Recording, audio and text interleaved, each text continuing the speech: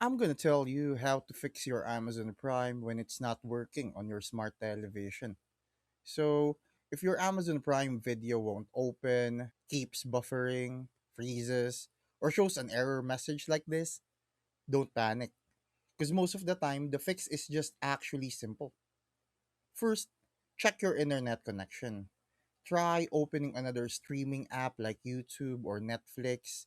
If those aren't working either, restart your router and reconnect your TV to Wi Fi. Next, completely close the Prime Video app and reopen it. Some smart TVs allow you to force close apps from the settings menu. If that doesn't help, just restart the TV itself by unplugging it for about 60 seconds before turning it back on. You should also check for updates, because an outdated Prime Video app or an outdated TV software can cause playback issues.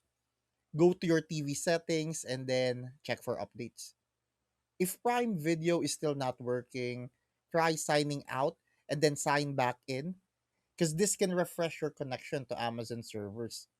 And finally, if nothing works, uninstall and reinstall the Prime Video app.